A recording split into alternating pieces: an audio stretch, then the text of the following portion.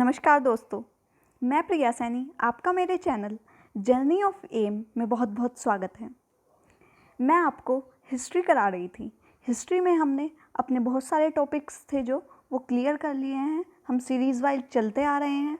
हमने जहाँ से हमारा इतिहास प्रारंभ हुआ वहाँ से हमने पढ़ना स्टार्ट किया था और आज हम महाजनपद काल, जो कि हिस्ट्री का एक टॉपिक है और एग्ज़ाम के लिए भी मोस्ट इम्पॉर्टेंट है और यहाँ से मोस्टली क्वेश्चन पूछे जाते हैं, ये वाला चैप्टर करने जा रहे हैं। तो महाजनपद काल था क्या? तो छठी शताब्दी ईसा पूर्व में, जब छठी शताब्दी ईसा पूर्व चल रहा था, भारत में अनेक छोटे छोटे राज्यों में विभक्त था। जो भारत था वो बहुत छोटे छोटे राज्यों में विभक्त था। इसी समय उत्तर भारत में 16 बड़े राज्यों का उदय हुआ। 16 बड़े राज्यों का कैसे उदय हो गया भाई? तो क्या हुआ था, आपको याद हो तो उत्तर वैदिक काल में क्या हुआ था? लोहे का आविष्कार हुआ था। तो जो ये लोहे का आविष्कार था, तो ये क्या था? आर्थिक था, आर्थिक प्रगति थी। तो आर्थिक प्रगति ने ही धीरे धीरे सामाजिक प्रगति कर दी थी। दोनों आपस में लिंक होती हैं। तो उसी को देखते हुए जो लोग थे वो छोटे से बड़े में रहने लगे थे। ज़्यादा फायदा कमाने के लिए वो जो छोटे छोटे राज्य थे वो क्या बन गए थे? एक बड़ा राज्य बन गया था। और ऐसे ही बड़े बड़े जो राज्य थे वो कितने बन गए थे? 16 बन गए थे। तो ये क्या कहलाए थे? ये उत्तर भारत के 16 महाजनपद कहलाए थे। ठीक है, तो अब देखिए मैंने आपके लिए एक मैप बनाया है जिसमें हम इनकी स्थिति देखेंगे कि ये कहाँ कहाँ कौन कौन से राज्य हैं। क्योंकि जब हम कोई चीज़ देख लेते हैं तो शायद ही मुश्किल से हम उसे भूलते हैं। तो महाजनपद हमारे कौन कौन से थे? तो एक तो था हमारा कंबोज, दूसरा तक्षशिला, और फिर आपका तक्षशिला एक शिक्षा का केंद्र था, विद्यानगरी थी। गांधार, कुरु, सुरसेन, मत्स्य, चेदी, अवंती, वत्स, अश्मक, मगध, काशी, मल्ल, कौशल, पांचाल, शाक्य, अंग, विदेह और लिच्छवी। देखिए बच्चों, जो जो सर्किल हुए हैं वो हमारे 16 महाजनपद हैं। ये 16 महाजनपद जिनके पास बहुत बड़ा विशाल साम्राज्य था, ठीक है, जो कि बहुत छोटे छोटे जो भाग थे उनको जोड़कर एक विशाल प्रगति की थी जिन्होंने, वो क्या कहलाए थे? वो 16 महाजनपद कहलाए थे। देखिए नाम से ही डिनोट हो रहा है महाजनपद। हमने अब तक कौन सी इकाई पढ़ी है? सबसे बड़ी जनपद पढ़ी है। अब जनपद से भी बड़ी एक इकाई आ गई थी। वो जनपद से बड़ी एक इकाई क्या आ गई थी? महाजनपद। मतलब जनपद से भी महान, जनपद से भी बड़ा। तो ये थे आपके 16 महाजनपद।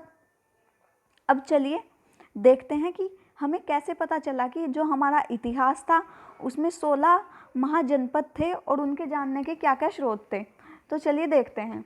एक तो उसमें होता है पुरातात्विक स्रोत से हमें पता चलता है और एक साहित्यिक स्रोत से।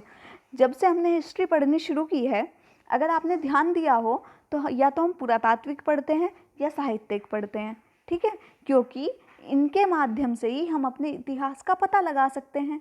वरना हमें क्या पता चल रहा है आज के युग में कि पहले समय में क्या हुआ होगा। तो यही चीज़ें होती हैं जिनसे हम अपने इतिहास की पहचान करते हैं।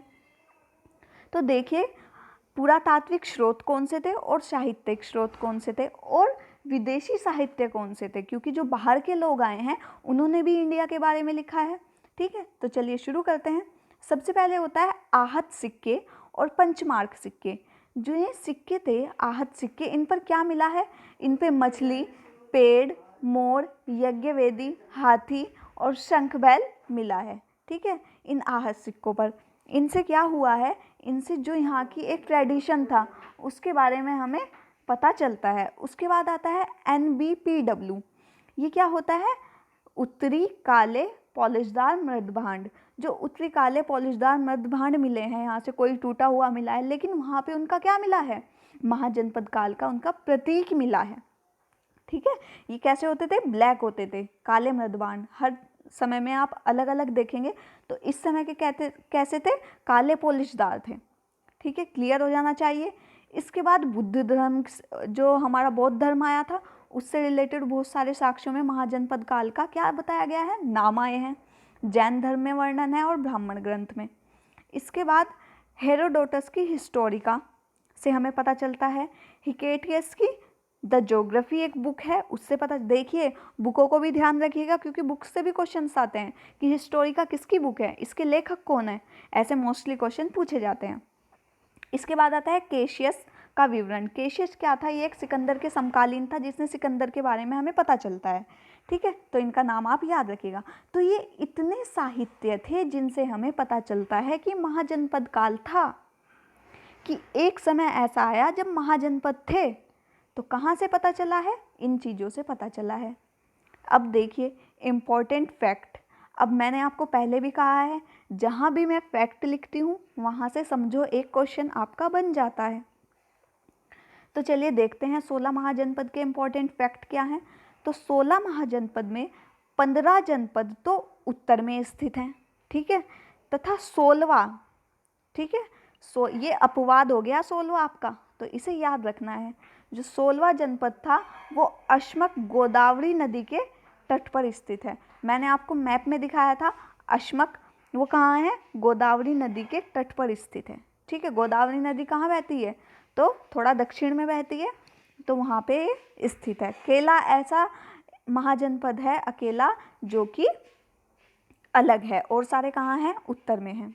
अब देखिए सेकंड मोस्ट इम्पोर्टेंट क्वेश्चन आएगा, ठीक है, शॉर्टी से कह सकती हूँ। अंगुत्तर निकाय महावस्तु बौद्ध ग्रंथ, ठीक है, भगवती सूत्र जैन ग्रंथ, ये दोनों धर्म में 16 महाजनपदों का उल्लेख हुआ है। आपसे पूछ लेगा कि 16 महाजनपदों का उल्लेख बौद्ध धर्म के किससे मिला है, तो किससे मिला है, महावस्तु से, अंगुत्तर निकाय से, और जैन धर्म के किससे मिला है, भगवती सूत्र से मिला है। मोस्ट इंपॉर्टेंट क्वेश्चन है, अच्छे से याद रखिएगा, नोट डाउन कहीं कर लीजिएगा क्योंकि यहाँ से क्वेश्चंस आते हैं। अब देखिए हमने पढ़ तो लिया 16 महाजनपद थे क्या, क्यों उदय हुआ, इसका मतलब क्या है, ठीक है। तो अब देखते हैं ये थे कौन कौन से, ठीक है, चलिए देखते हैं। पहला आता है काशी। देखिए बच्चों, काशी की जो राजधानी है वो है वाराणसी थी उस टाइम। जो इसके शासक थे वो थे अश्वसेन, ठीक है, और कौशल महाजनपद ने इसे जीत लिया था। किसने जीत लिया था, कौशल महाजनपद ने किसे जीत लिया था, काशी को जीत लिया था भाई। मतलब कौशल बलवान था जो काशी को जीत लिया, इसका मतलब तो यही निकालेंगे कि भाई कौशल बहुत बलवान है, उसने काशी को जीत लिया। तो इसकी राजधानी भी याद रखेंगे, पूछी जाती है, ठीक है। तो ऐसे आप याद रख सकते हैं, काशी की जो राजधानी थी वाराणसी थी और कौशल ने इसको जीत लिया था। अब कौशल ने जीत लिया तो कौशल के बारे में ही देख लेते हैं भाई, ये कितना बलवान था। तो कौशल की राजधानी थी श्रावस्ती व कुशावती, दो राजधानी थी, ठीक है। जो इसके शासक थे वो कौन थे, प्रसेनजित। ये क्या थे, बुद्ध के समकालीन थे। इसने अपनी बहन, ठीक है, ध्यान से सुनिएगा, इसने अपनी बहन का, कौशल देवी थी जो इसकी बहन, उसका विवाह बिंबिसार से कर दिया था। मैं आपको अभी बिंबिसार नहीं बताऊंगी कि कौन है, ये आपके लिए एक वो है, क्या कहते हैं, एक सस्पेंस है, ठीक है।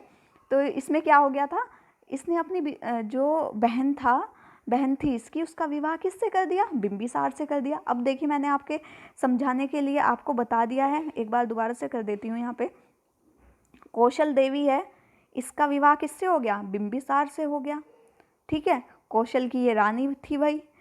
अब जब इसका विवाह हुआ तो भाई जब लड़की की शादी करते हैं दहेज भी देना पड़ता है, तो दहेज में क्या दे दिया था प्रसेनजित ने, तो इसके भाई ने पूरा काशी था वो दहेज में दे दिया। काशी हमने यहाँ पढ़ा है, तो काशी किसके लिए जीता था, उसके भाई ने, तो समझो अपनी बहन के लिए जीत लिया था भाई। तो उसे वो पूरा बिंबिसार को दहेज में इसने काशी दे दिया शादी में। अब क्या हुआ, अब जो प्रसेनजित की पुत्री थी, तो एक तो उसकी बहन हो गई कौशल देवी। अब प्रसेनजित की पुत्री, जो उसकी पुत्री थी वजीरा, कौन थी, वजीरा, उसकी शादी किससे करा दी, उसकी शादी करा दी अजातशत्रु से। अजातशत्रु कौन था, तो वो बिंबिसार का पुत्र था। बिंबिसार से किसकी शादी हुई थी, कौशल देवी की शादी हुई थी। मतलब जो बुआ भतीजी थी वो दोनों क्या चली गई थी, एक ही घर में चली गई थी। क्लियर। आई होप आपको क्लियर हो रहा होगा अच्छे से। मैं बहुत इंटरेस्टिंग वे में आपको पढ़ा रही हूँ और मैं समझती हूँ कि आपको अच्छे से क्लियर होना चाहिए, ठीक है। अगर नहीं हो रहा है तो मैं दूसरी ट्रिक बताऊँगी और आप कमेंट बॉक्स में मुझे कमेंट करके पूछ सकते हैं। और प्लीज़ दोस्तों, मेरी आपसे रिक्वेस्ट है, अगर वीडियो अच्छी लगे तो प्लीज़ सब्सक्राइब करें, शेयर करें और ज़्यादा से ज़्यादा लाइक करें, मुझे अपना सपोर्ट दें, ठीक है। चलिए आगे बढ़ते हैं। अब आता है अंग, ठीक है। 2 पढ़ लिए हमने, कौन कौन से पढ़े हैं? काशी पढ़ लिया है और कौशल पढ़ लिया है। अब आता है अंग। अंग की जो राजधानी थी वो कैसी थी? चंपा, जिसे क्या कहा गया है? मालिनी भी कहा गया है। इसके जो शासक थे वो थे ब्रह्मदत्त। क्या कहा गया है उन्हें? ब्रह्मदत्त थे। बिंबिसार ने अंग को जीत लिया। भाई बिंबिसार भी बहुत बलशाली था, उसने अंग को जीत लिया। बिंबिसार वही है जिसकी शादी किससे हुई थी? कौशल देवी से हुई थी, ठीक है। जिसे दहेज में क्या मिला था? काशी मिला था। अब उसके पास तो बहुत बड़ा साम्राज्य हो गया भाई, काशी भी मिल गया और अंग भी मिल गया, ठीक है। और सस्पेंस बना वही है कि बिंबिसार था क्या, ठीक है। तो चलिए आगे देखते हैं। उसके बाद आता है वत्स। वत्स क्या था? इसकी राजधानी थी कौशाम्बी। जो इसके शासक थे वो थे निक्षकु। ये इतना इंपॉर्टेंट नहीं है, आप इसे नॉर्मल याद रख लीजिएगा। इसके बाद आता है 5th मल्ल। मल्ल की जो राजधानी थी वो थी पावा और कुशीनगर। कुशीनगर आपने अगर मेरी बुद्ध वाली वीडियो देखी होगी, बौद्ध धर्म वाली, कुशीनगर में क्या हुआ था? बुद्ध की मृत्यु हुई थी, ठीक है। मुझे कमेंट बॉक्स में कमेंट करके बताएंगे कि जो बुद्ध की मृत्यु हुई थी उसे हम, उस घटना को हमने क्या नाम दिया था। अगर आपको याद है तो आप मुझे कमेंट बॉक्स में कमेंट करके बताएंगे। उसके बाद आता है बच्चों वज्जी। वज्जी की जो राजधानी थी वो थी वैशाली। राजधानी पूछ ली जाती है, इम्पॉर्टेंट है, ठीक है। वैशाली इसकी राजधानी थी। यह संघ 8 कुलों के संयोग से बना था। इसमें 4 कुल थे। 4 कुल कौन कौन से थे? एक तो विदेह, एक ज्ञातक, एक वज्जी और एक लिच्छवी। ये 4 कुल के जो एक संयोग से बना हुआ था यह संगठन, ठीक है। और अजातशत्रु ने इसे जीत लिया था। अजातशत्रु मैंने आपको पढ़ाया है, किसकी बेटी का विवाह हुआ था? प्रसेनजित की बेटी थी वजीरा। वजीरा का विवाह किससे हुआ था? अजातशत्रु से। अब अजातशत्रु किसका पुत्र था? बिंबिसार का। अब भाई अजातशत्रु भी बहुत बलशाली था जो इसने वज्जी को जीत लिया। इतने बड़े संगठन को कैसे जीत लिया भाई? तो इसके 2 मुख्यमंत्री थे। तो उन्होंने क्या काम किया था बच्चों? उन्होंने जो ये बड़ा कुल था इसके बीच में फूट डलवा दी थी, ठीक है। आपस में फूट पड़ गई थी। देखिए, जब तक आप संयुक्त होते हैं ना, जैसे अगर 4 लकड़ी एक साथ आपको तोड़ने को कही जाए तो आप नहीं तोड़ सकते, लेकिन आपको अकेली एक लकड़ी दे दी जाए कि इसे तोड़िए तो आप आसानी से तोड़ देंगे। तो ऐसे ही क्या हुआ था, पहले तो वो संयुक्त थे, उन्हें कोई तोड़ नहीं सकता था, लेकिन क्या हो गया था, उनमें फूट पड़ गई थी, सब अकेले अकेले हो गए थे। तो अब उसे तोड़ना आसान था। तो ये काम किसने किया था? अजातशत्रु ने। यही काम करके जो वज्जी था उस पर अपना अधिकार जमा लिया था, ठीक है। उसका साम्राज्य बढ़ गया था। देखिए, चीज़ों को अगर आप जो प्रेजेंट में आपके साथ चीज़ें हैं उनसे लिंक करके चलोगे तो आपको, मैं समझती हूँ, याद करने से कोई नहीं रोक सकता, ठीक है। अब देखिए 7th आता है सूरसेन। सूरसेन कहाँ का साम्राज्य था? मथुरा में स्थित है ये, ठीक है। इसकी जो राजधानी थी वो मथुरा ही थी, याद रखिएगा, पूछ लिया जाता है, ठीक है। चेदी, यह महाजनपद यमुना नदी के किनारे स्थित है। पूछा जाता है कि यमुना नदी के किनारे कौन सा महाजनपद स्थित है? तो चेदी स्थित है। इसकी राजधानी क्या थी? शक्तिमती। शक्ति से उसने चीर दिया। चीर क्या? चेदी। तो ऐसे आप याद कर सकते हैं। उसके बाद आता है बच्चों कुरु। कुरु की जो राजधानी थी वो क्या थी? इंद्रप्रस्थ, जिसे क्या कहा जाता है? हस्तिनापुर भी कहा जाता है। इंपॉर्टेंट है, पूछ ली जाती है। इसके बाद आता है पंचाल। पंचाल क्या थे? 2 भाग थे, उत्तरी और दक्षिणी, ठीक है। 2 भागों में बटा हुआ था। उत्तरी की जो राजधानी थी वो थी अहिच्छत्र और जो दक्षिण की थी वो थी कामपिल्य, ठीक है। अब देखते हैं मत्स्य। इंपॉर्टेंट है मत्स्य। इसकी राजधानी है विराटनगर। अश्मक की राजधानी है पोटन। अवंती भी 2 भागों में बटा हुआ था, उत्तरी और दक्षिणी। जो उत्तरी थी वो थी उज्जैनी और जो दक्षिणी थी वो क्या थी? महिष्मती। इसके बाद आता है बच्चों कंबोज। कंबोज की जो राजधानी थी वो थी हाटक और राजपुर भी कहते हैं जिसे। इसके बाद आता है गांधार, ठीक है। गांधार की जो राजधानी थी तक्षशिला, और जो तक्षशिला था वो क्या था? विद्या का केंद्र था। यहाँ पर जो बहुत सारे जो छात्र होते थे वो यहाँ पर शिक्षा ग्रहण करने के लिए आते थे। कहाँ पर? तक्षशिला में। तो ये उस समय का बहुत बड़ा क्या था, शिक्षा का केंद्र था। इसके बाद आता है मगध। आ गया सस्पेंस का पोल खोलने का टाइम, ठीक है। तो जो मगध था, इसकी जो राजधानी थी वो थी गिरिवज्र, ठीक है, या राजगीर। और इसका उल्लेख कहाँ मिलता है, अथर्ववेद में भी इसका उल्लेख मिलता है। अब देखिए, जो हमने बिंबिसार पढ़ा है ना, और जो हमने अजातशत्रु पढ़ा है ना, उसका जो साम्राज्य था वो क्या था, मगध, ठीक है। और मतलब मगध इतना शक्तिशाली बन गया था कि उसके अंडर में बहुत सारी चीज़ें आ गई थी, ठीक है। तो मगध इतना शक्तिशाली उसका साम्राज्य हो गया था, ठीक है। तो मगध का जो उदय हुआ, मगध कैसे कैसे बड़ा हुआ, कैसे कैसे विस्तृत हुआ, कैसे कैसे 16 महाजनपदों में कोहिनूर की भांति उभरा, ये सब मैं आपको नेक्स्ट वीडियो में बताऊंगी। और मैं सोच रही हूँ कि जैसे आपको राजधानी इनकी याद करने में दिक्कत आ रही है, तो मैं सोचती हूँ कि इसके लिए मैं एक ट्रिक अपलोड कर दूँगी आपके लिए, एक स्पेशल वीडियो बना दी जाएगी इस पर, ताकि जो ट्रिक्स हैं, क्योंकि ट्रिक्स से आप जल्दी समझ लेते हैं, और जो इनकी राजधानी है 16 महाजनपदों की, तो इससे मोस्टली क्वेश्चन आते हैं, ठीक है।